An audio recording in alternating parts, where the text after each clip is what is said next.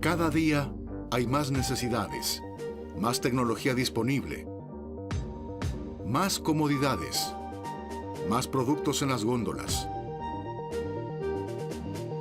Y cada día hay nuevas preguntas. ¿Qué hay en nuestros campos? ¿En nuestros platos? ¿En nuestras medicinas? ¿La era industrial ha intoxicado a nuestro mundo?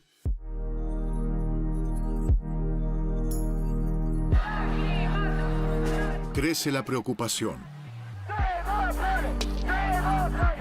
Los ciudadanos acusan a las industrias de ocultarnos la verdad, y las industrias lo niegan. ¿Cómo posicionarnos?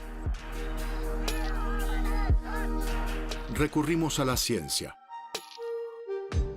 Les pedimos a los investigadores que sean los jueces de estas nuevas batallas.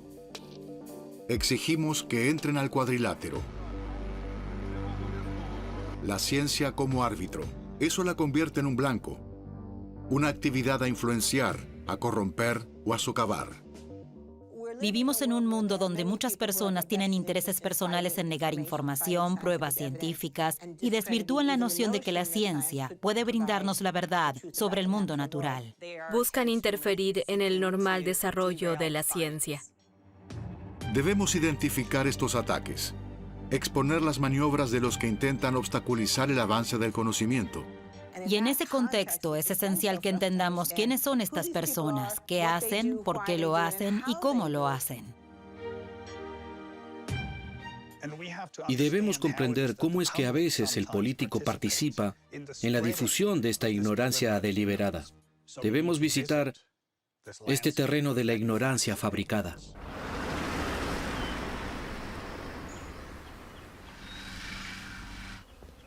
En el norte de Grecia, como en gran parte del mundo desarrollado, las abejas son víctimas de una matanza en curso.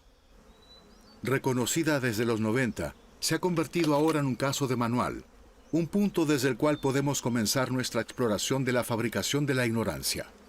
Las cosas siempre comienzan con un enigma. En Grecia, como en todas partes, los expertos en abejas no comprendían qué sucedía ni por qué. Era un misterio. ¿Por qué de pronto morían tantas abejas? Los programas de noticias de todo el mundo mostraban a los apicultores totalmente confundidos. Después aparece un sospechoso. Esta vez se trataba de una nueva generación de insecticidas en los campos. La última creación de la industria agroquímica de la época. Every Syngenta formulation is the result of years of careful investigation and thorough research by our scientists. En cuanto a estos nuevos productos se esparcieron sobre los cultivos, millones de abejas comenzaron a morir.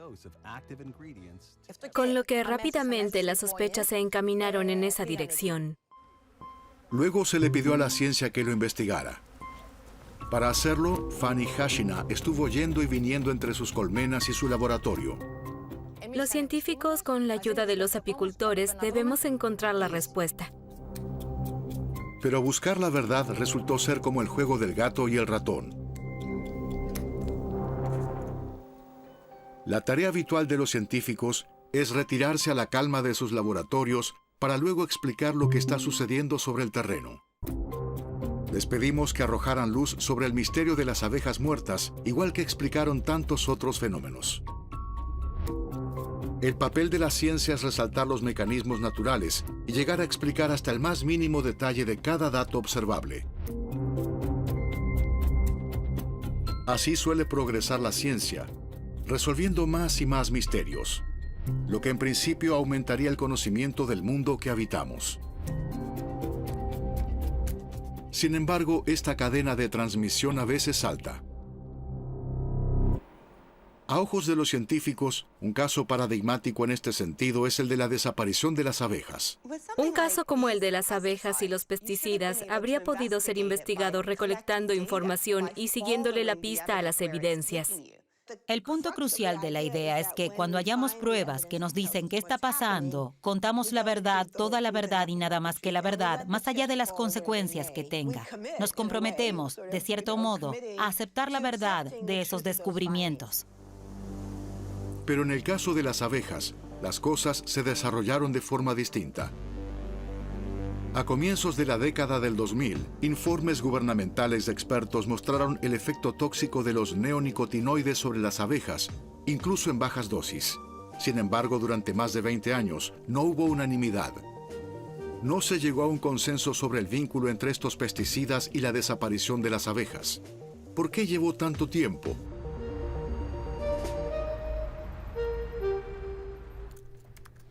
Hace falta perspicacia para ver el panorama completo. En cuanto apareció el problema de las abejas, las investigaciones de causas no vinculadas con los pesticidas se multiplicaron por 4 o por 5. Patógenos naturales como Varroa, Nosema apis y distintos virus, pero también malas prácticas de apicultura, cambio climático, pérdida del hábitat, iluminación nocturna, el avispón asiático y otras especies invasivas como el pequeño escarabajo de la colmena. Básicamente se intensificó la investigación de causas no vinculadas con los pesticidas, pero no la de los propios pesticidas. Una rápida búsqueda en una base de datos de estudios científicos lo prueba. En cuanto se sospechó de los pesticidas, la cantidad de estudios públicos o privados que se concentraban en otras posibilidades se disparó. 2010. Las autoridades veterinarias estaban confundidas. Il n'y a pas de conclusion, ni dans un sens ni dans l'autre. On ne peut pas conclure. Je ne peux pas le faire. Et je pense que personne aujourd'hui ne peut le faire. Cuanto más estudios se realizaban, más se desconcertaba a los apicultores. Resultaba paradójico, hasta que se analiza un caso más antiguo. Cuando ves que aparecen muchísimos estudios nuevos en un área en particular, un poco irónicamente, tienes la impresión de que se está intentando encontrar la verdad. Pero me recuerda mucho al caso de las grandes tabacaleras. It's what's up front that counts. And up front ahead of the filter. Para comprenderlo, debemos regresar a la década de 1950, una época en la cual el tratamiento del tabaco era completamente irresponsable. Filter blend means fine tobaccos for the best taste yet. That's Pero la actitud cambia pronto. What does this product contain? En diciembre de 1953 se conocieron las malas noticias. Investigadores provocaron cáncer en ratones al pintarlos con alquitrán de cigarrillos. Después de este descubrimiento, estalló la guerra. Las tabacaleras tuvieron una gran crisis porque no podían refutar las pruebas y decir que se equivocaban. Solo podían decir, no lo sabemos. Entonces, los líderes de todas las grandes tabacaleras se reunieron en la ciudad de Nueva York. Ahora sabemos que se reunieron en el Hotel Plaza de Nueva York en diciembre. Fueron los jefes de 7 enormes fabricantes, conocidos colectivamente como el Gran Tabaco. Imaginen la escena.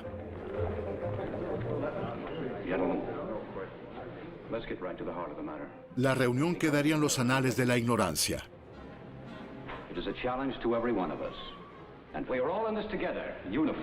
Para hacer frente a los avances científicos, los fabricantes de cigarrillos idearon un plan. Lanzaron una campaña en la cual decían, estamos al tanto de esto. Creemos que hay problemas y es un tema que nos preocupa muchísimo. Now we are beginning a campaign to spell out that basic point so that no one will fail to get it. Decidieron hacer una declaración pública. Prometemos ayuda y asistencia al esfuerzo de la investigación en todas las fases del uso del tabaco y la salud.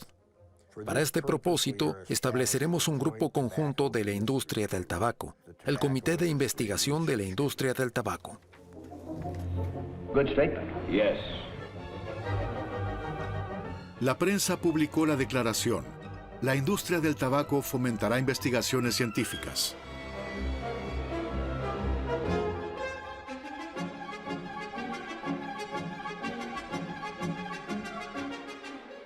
Believe me, friends, Chesterfield has for your smoking pleasure and protection every advantage known to modern science. Chesterfield gives you scientific facts. La apertura de un centro de investigación sobre el tabaco no apuntaba a lograr más conocimiento, sino a producir un conocimiento que refutara los hechos probados. Usaron métodos científicos contra la ciencia establecida. Realmente es usar la ciencia contra sí misma. El uso explícito de la ciencia contra la ciencia, creo, representa una especie de punto de inflexión para financiar investigaciones científicas, para socavar a la ciencia, combatir el fuego alimentándolo. Ese es el punto de inflexión. Después de decidirlo, ¿cómo lo pusieron en marcha? Una de las cosas que las compañías de tabaco financiaron mucho fue lo que yo llamo estudios de distracción. Los laboratorios respaldados por los fabricantes de cigarrillos definieron proyectos de investigación conocidos como proyectos especiales o PE, un arsenal para desviar a la ciencia. Investigaron, por ejemplo, el cáncer de pulmón en no fumadores. Investigaron conexiones con el hábitat, condiciones laborales, hábitos personales. Experimentaron en conejos para ver si el cáncer de pulmón podía ser causado por toxinas o virus. Gran Tabaco financió generosamente cientos de proyectos de investigación. Algunos de estos proyectos resultaron ser muy útiles, tal como la investigación en los precursores de la enfermedad cardiovascular, pero otros eran totalmente ridículos. ¿La yema de huevo o el jugo de tomate sobre la piel provocan tumores? ¿Cuál es el vínculo entre el cáncer de pulmón y la calvicie? ¿O entre este mismo cáncer y el mes de nacimiento? Si naciste en marzo, sostenía un estudio, corrías mayor riesgo. La idea era identificar todo tipo de causas y propagar así la ignorancia, empañar el tema multiplicando los datos. Una estrategia convincente, porque el cáncer de pulmón probablemente pueda explicarse por una combinación de factores. Identificar los distintos factores de riesgo es normal en la ciencia. Multiplicar los caminos de investigación parece ser totalmente legítimo. Pero también puede ser extremadamente útil para sembrar confusión.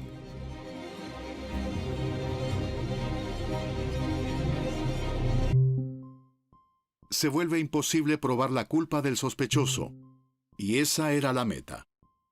Resultó muy convincente y se sentó las bases de futuras negociaciones de la ciencia. Es el caso del tabaco, de la lluvia ácida, del agujero en la capa de ozono, de los pesticidas, del cambio climático, de los neonicotinoides, del bisfenol A, de las píldoras anticonceptivas. Una y otra vez se recurre a la misma estrategia. El objetivo es ganar tiempo. Y por desgracia, es una estrategia ganadora. En el caso del tabaco, ya pasaron 70 años y aún persiste. En el caso de las abejas, el progreso del conocimiento también se ha ralentizado deliberadamente. Con todo lo que ha pasado, diría que desperdiciamos entre 20 y 30 años. Hablamos de décadas de desinformación y décadas de retraso.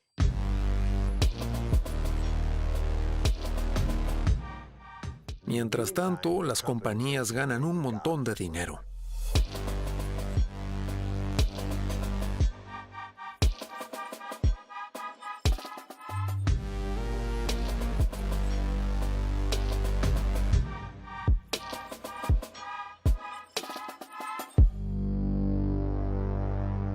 Cuando una mentira científica se construye durante décadas, ¿dónde aparecen las primeras grietas? «40 años después de las primeras alertas sobre el tabaco, en algún lugar de Estados Unidos, un humilde empleado realiza un acto que cambiaría todo. La caja que envió finalmente llegó a California, a la Universidad de San Francisco. Ese día, el profesor Glantz se llevaría una sorpresa. El 12 de mayo de 1994, una caja de documentos llegó a mi oficina de una fuente anónima. Eran documentos internos de los niveles más altos de la industria de tabaco. Científicos, abogados, gerentes, relaciones públicas, que hablaban muy francamente sobre lo que sabían de los peligros del cigarrillo. Fue un tesoro inopinado para el profesor. Era como un nuevo mundo, como descubrir un nuevo mundo. Los documentos filtrados aumentaron. La verdad salió a la luz. Los jefes de la industria tabacalera quedaron acorralados. Gentlemen, the recent disclosure of documents have shaken my confidence that your companies care about the truth. These documents suggest possible manipulation of scientific research by industry attorneys. If these things are true, then you should know that this kind of behavior is unacceptable and will not be allowed. Ante tanta evidencia, los jefes de las tabacaleras se vieron obligados a publicar décadas de archivos secretos. Y la colección, que comenzó con unas pocas miles de páginas, ahora ronda las 93 millones de páginas.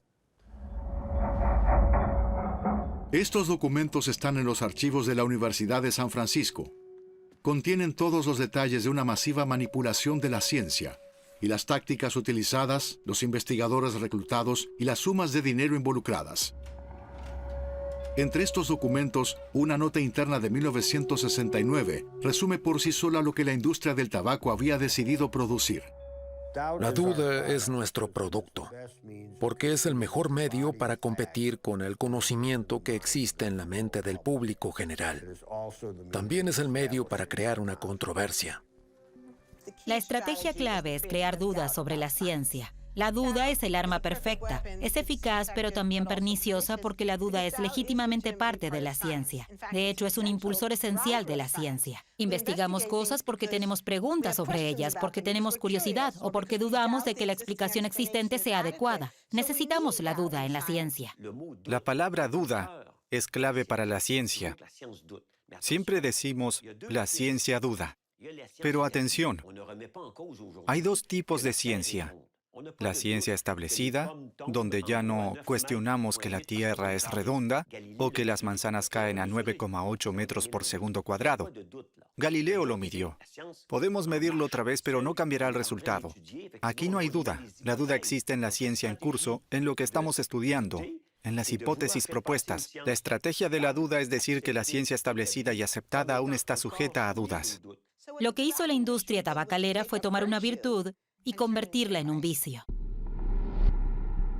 El uso del método científico contra la misma ciencia. Es lo que revelaron estos documentos. Estas revelaciones entusiasman a los historiadores e informantes. Incluso han inspirado un nuevo campo de estudio. ¿Cuántos sabían antes de esta semana algo sobre la historia del tabaco? Bien, casi todos. Naomi Oreskes enseña a sus estudiantes a identificar las obstrucciones históricas a la ciencia. Preguntas de la ciencia que sabíamos. El descubrimiento de esta larga historia de engaños ha llevado a un nuevo campo de estudio intelectual, un nuevo campo académico. Se llama agnotología. Significa el estudio de la ignorancia. Nació la agnotología. Ahora los académicos intentan descifrar el impulso primario de nuestra ignorancia, analizar lo que no sabemos. Un curioso campo de estudio.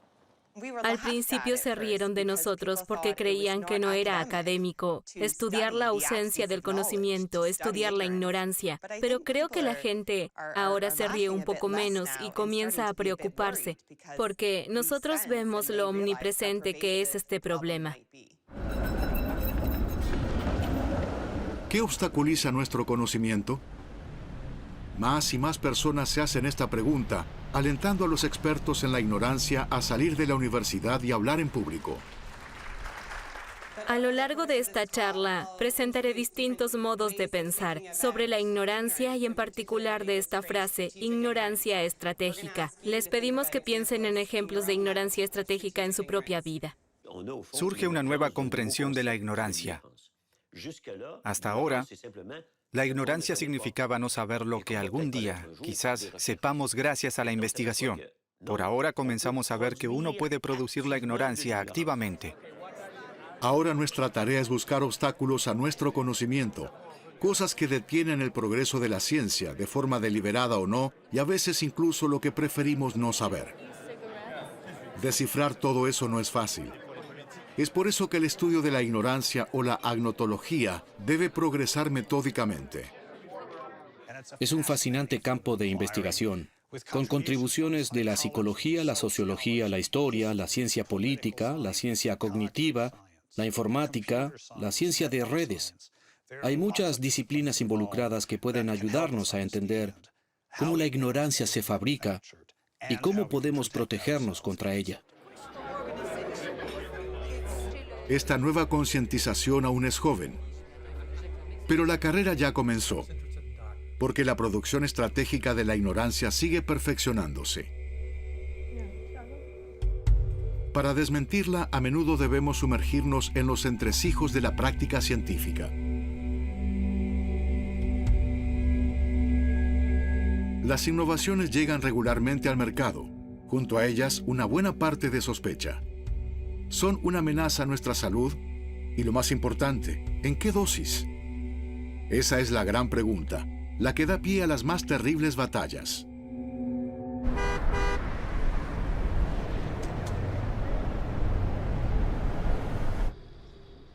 Una de esas batallas comenzó en este laboratorio un día de 1989. Carlos Sonnenschein y Ana Soto son biólogos.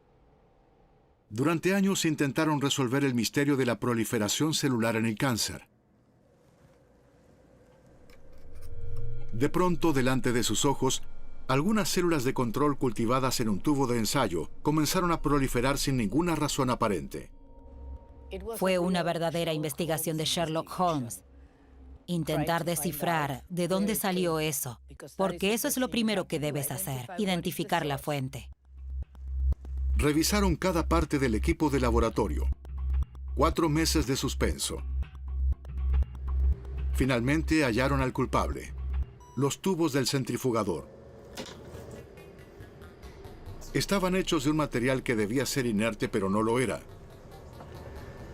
El plástico usado contenía y dispersaba una sustancia que actuaba como el estrógeno hormonal. A Carlos y a mí nos inquietó mucho este descubrimiento. Nos pareció algo muy importante. Si pueden hallar esta sustancia aquí, ¿puede estar en otras cosas? ¿En juguetes? ¿En botellas? ¿Contenedores de comida? ¿En todos los plásticos que terminan en el medio ambiente? ¿Y cómo afecta a nuestro organismo? La gran pregunta es establecer las dosis a las cuales el público puede estar expuesto sin que represente un riesgo a la salud. Esa pregunta es la madre de todas las batallas. El efecto del producto X sobre la salud es estudiado por los toxicólogos. La regla aceptada tiene siglos de antigüedad. Es simple y parece tener mucho sentido. El efecto es proporcional a la cantidad absorbida. Es cierto para el azúcar, para las grasas. Es cierto para casi todos los productos. De acuerdo a las reglas de la toxicología, algo es venenoso en función de la dosis. Una cantidad por debajo de esa dosis no es venenosa. De acuerdo a esta regla, un plástico con las características de una hormona que termina en la boca de un bebé no debería suponer un problema, porque la cantidad de estrógeno sintético ingerido es pequeña. ¿Verdadero o falso? Ese es el kit de la batalla.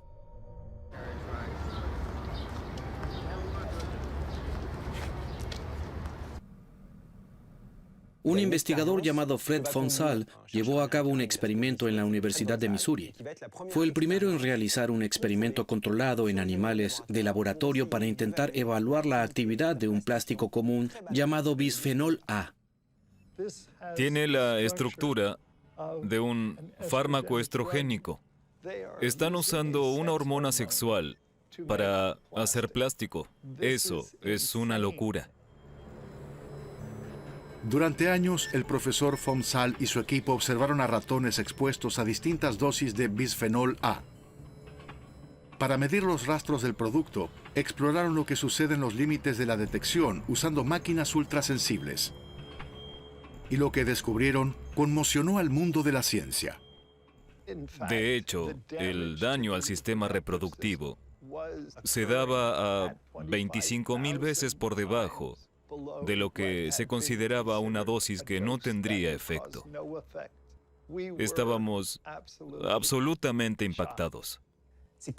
Fue notable por varias razones. La más importante era que una parte de estas sustancias pueden tener efectos más importantes en dosis infinitesimales que en dosis más fuertes. ¿Pero qué es importante? Porque la toxicología regulatoria prueba la nocividad de estas moléculas en dosis elevadas. y nunca prueba, o en raras ocasiones prueba, la nocividad de estas moléculas en pequeñas dosis a las cuales los humanos suelen estar expuestos. En una dosis baja, el bisfenol A no actúa como un veneno típico. Actúa como un interruptor endocrino, lo que significa que perturba nuestras hormonas, las moléculas que regulan, entre otras cosas, nuestro sistema reproductivo. En las dosis observables más pequeñas puede tener efectos devastadores. En otras palabras, entre la dosis y el efecto de un producto, la investigación comienza a encontrar relaciones completamente inesperadas. Y esto revoluciona el mundo de los toxicólogos. Estábamos rechazando su dogma. Y la comunidad de la toxicología no lo aceptó. Dijeron, lo rechazamos. La resistencia de los toxicólogos era bien intencionada y también era providencial para los fabricantes de plásticos. La gente no siempre quiere desviar a la ciencia intencionalmente. Algunos inconscientemente y sin culpa propia pueden ser peones de los esfuerzos de otro por producir la ignorancia estratégica. La industria de los plásticos respalda financieramente investigaciones alternativas gracias a las cuales su vocero puede decir año tras año que las dosis bajas no suponen ningún peligro. Más de 100 estudios independientes mostraron que la exposición a la vida real al BPA es 1000 veces inferior al límite de ingesta segura. Yo digo una cosa y la industria dice otra. Y debía haber algo que explicara esta divergencia. Fonsal quería entender. Recolectó estudios sobre la temática. Como un verdadero agnotólogo, comenzó a investigar para descubrir por qué las conclusiones divergían. Durante ese tiempo no dormí mucho. Sí bebí mucho café. Su conclusión: el 93% de los estudios públicos confirmaban los efectos nocivos del bisfenol A en dosis bajas, pero ninguno de los estudios financiados por la industria lo hacían. Finalmente comprendió la razón principal de esa diferencia. Era mejor que una mentira, un auténtico truco de magia en los laboratorios. Le dedicaron mucho tiempo y esfuerzo a descifrar cómo hacer un estudio que no muestre efectos de este químico. ¿Cómo logras eso? Primero encuentras el modelo animal correcto.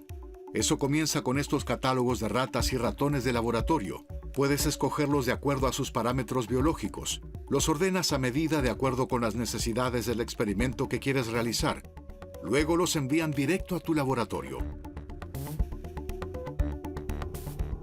Los grupos de la industria usaban un animal muy extraño para intentar demostrar que el bisfenol A no era dañino. Si te interesa demostrar que el bisfenol A no es estrogénico, seleccionarás una raza de ratas en las cuales el bisfenol A no se transforme en un compuesto estrogénico. Debes tener mucho cuidado con el modelo que escojas, porque puedes elegir el modelo incorrecto. Y puedes elegir el modelo incorrecto porque no sabes, o puedes elegir el modelo incorrecto porque sabes muy bien lo que haces. ¿Cómo puedes hacerlo? Ratas creadas a medida para probar la inocuidad del bisfenol A, otro truco exitoso de los ilusionistas de la ciencia.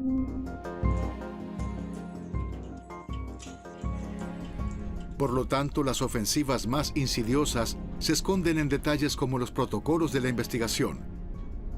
Este grupo de reglas muy difíciles de implementar que garantizan la seriedad de un estudio. Solo se necesita un protocolo corrupto o una norma incumplida para desbaratar el progreso científico. Lo que está en juego aquí es la creación de políticas basadas en la evidencia, ya sea que la política esté basada en la mejor evidencia disponible o que la política esté diseñada para satisfacer a una industria en particular y su búsqueda de ganancias. Los fabricantes de la ignorancia tienen una meta: las asambleas y parlamentos de nuestras democracias, que prohibirán o autorizarán un producto sospechoso.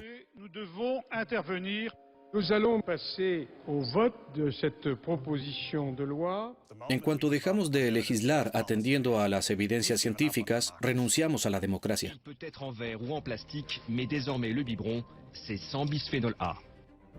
Ese día el Parlamento francés prohibió los biberones culpables.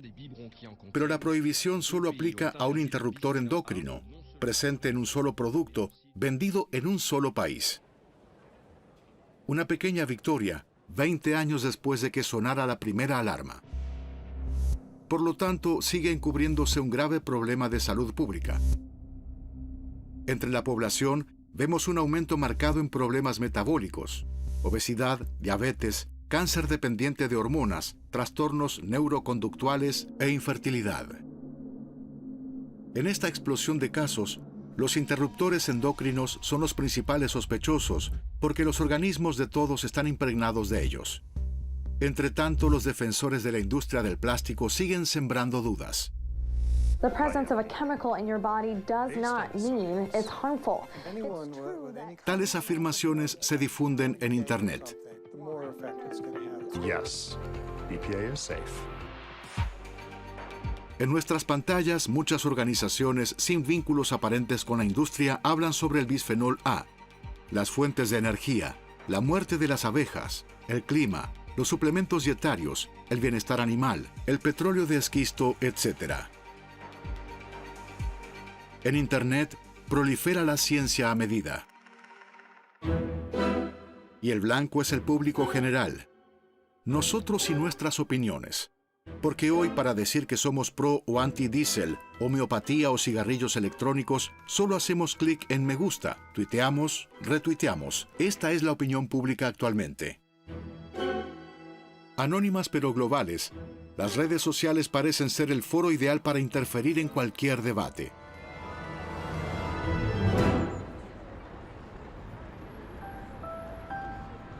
En este edificio la gente sigue de cerca esta discusión global. El Instituto de Sistemas Complejos es el hogar de matemáticos, expertos en informática y especialistas en datos. Desarrollan herramientas para analizar la conversación permanente en redes sociales.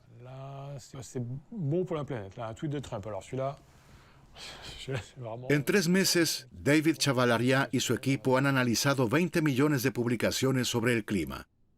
Todas son de Twitter y se esparcen por el mundo. ¿Quién le habla a quién?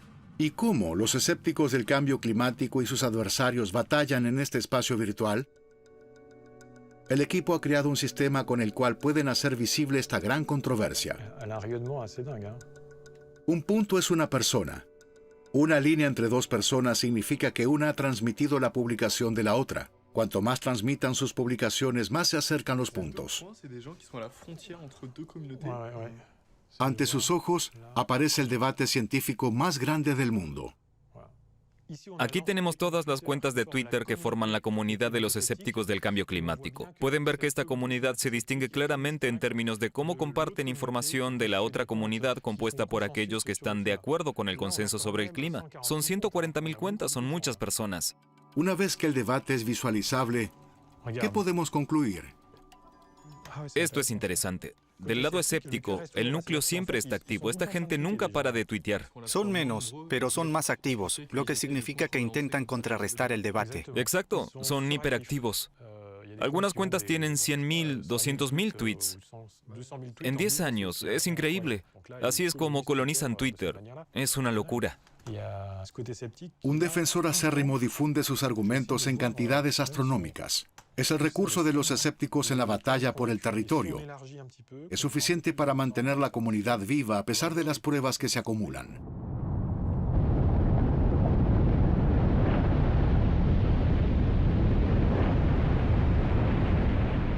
Para la casi unánime comunidad científica, el calentamiento global es innegable y el impacto es evidente. Este consenso, sin embargo, no se impone en Internet. Vemos muy regularmente hechos científicos que desmienten las teorías de los escépticos, lo cual es potencialmente peligroso para la comunidad, porque pueden perder miembros. Hay una especie de reacción inoculante. Durante 2 o 3 días, inundan las redes sociales con hechos alternativos y mantienen su visibilidad en un ambiente globalizado. Sin redes sociales, las comunidades de este tamaño no podrían sobrevivir a los hechos que claramente desmienten sus creencias.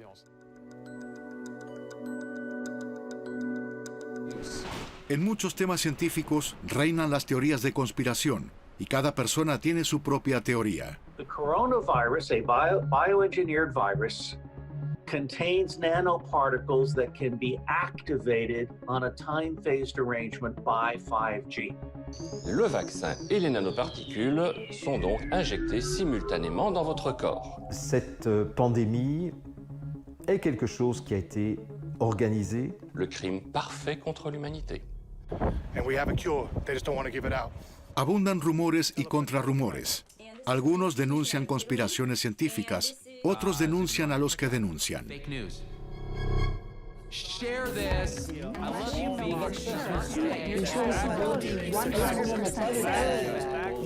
Los dos grupos se enfrentan en las redes.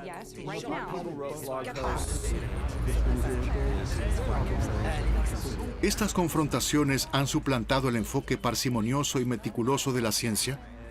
¿Se ha convertido en un cada uno con su verdad? ¿Sabes? Si tomo este lápiz y lo suelto, vemos la gravedad. No es una cuestión de opinión. Sean cuales sean nuestras creencias, no podemos ignorar la realidad. Las víctimas del cambio climático, las víctimas de la contaminación de partículas finas o de enfermedades infecciosas en lugares donde se ha dejado de vacunar. Estos rostros son un recordatorio de que no podemos ignorar la verdad científica sin sufrir las consecuencias. Al final, los hechos siempre se acaban imponiendo.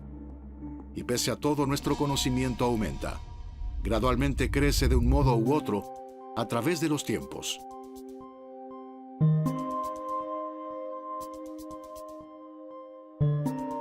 Hace unos siglos, tenías que ser un demente para ir contra la creencia común y decir que el Sol y las estrellas no giran alrededor de nosotros, sino que es la Tierra la que gira y gira como un trompo. Los que intentaron probarlo al principio lo pagaron caro. El trabajo de Copérnico se prohibió. Galileo fue sentenciado a arresto domiciliario perpetuo. Sus investigaciones contravinieron uno de los presupuestos básicos de su época. Otra época, otra realidad. Lo que hoy hace girar al mundo es la economía. Cuando la ley del mercado reemplaza la de la Iglesia, ¿qué límites se le impondrán a la ciencia? Este nuevo enfrentamiento decidirá qué investigaciones se aceptan. Claro que hay casos en los que el investigador tiene un conflicto de intereses. El científico que deja de ser objetivo porque está influenciado por su financiación. Pero el control de la economía sobre la ciencia supera estos casos individuales. El impacto que las leyes del mercado tienen sobre la investigación solo puede medirse si analizamos el panorama completo. La infraestructura actual, dentro de la cual se lleva a cabo la ciencia, influye muchísimo sobre el tipo de ciencia que hacemos. La economía de mercado delimita la ciencia de tal modo que valora y privilegia aquella que puede monetizarse, que es lucrativa. Los investigadores deben generar dinero y encontrarlo. Por lo tanto, la ciencia se convierte en un mercado donde todos intentan llamar la atención.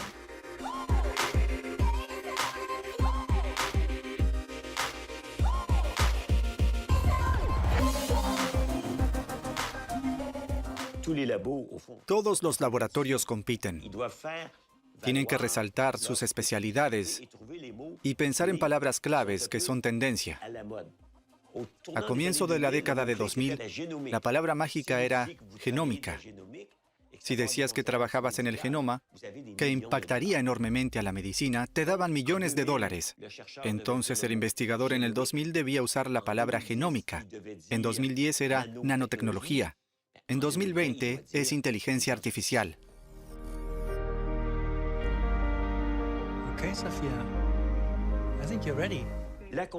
La competencia actual orienta a la ciencia en una determinada dirección. They upgraded my mind a bit. My artificial intelligence. This is too cool. I can walk. Mientras tanto, hay muchísimos campos desconocidos que se dejan de lado. Menos de moda o menos redituables a corto plazo, ciertos campos científicos se han abandonado. Algunos investigadores identificaron lo que denominan el problema de la ciencia por hacer. Es ciencia que no se investiga, porque hay poco interés comercial en estudiarla. Ciencia por hacer. Ciencia que simplemente no se hace. El experimento que no se lleva a cabo. El laboratorio que no abre. El estudio epidemiológico que no existe porque no recibió financiación. Los libros científicos que no se escriben.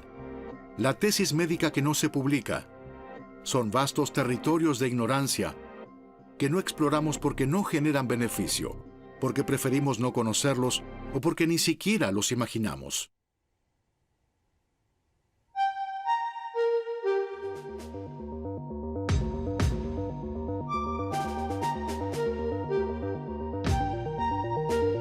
Nuestra necesidad de conocer no tiene límites, y nuestro asombro ante la ciencia es permanente. Pero también vemos a la ciencia bajo amenaza, un virus que se esparce y una negación científica que se esparce con él. COVID-19 is not an issue. It's not that lethal. And it's not an issue for many doctors. Las controversias se multiplican y limitan nuestra comprensión. Aún existen unas pocas, pero para nosotros, el público general, son una nueva fuerza con la que podemos contar. Están desarrollando herramientas y métodos y están echando luz sobre cómo podemos proteger un recurso que tenemos en común, la ciencia y su meticuloso progreso.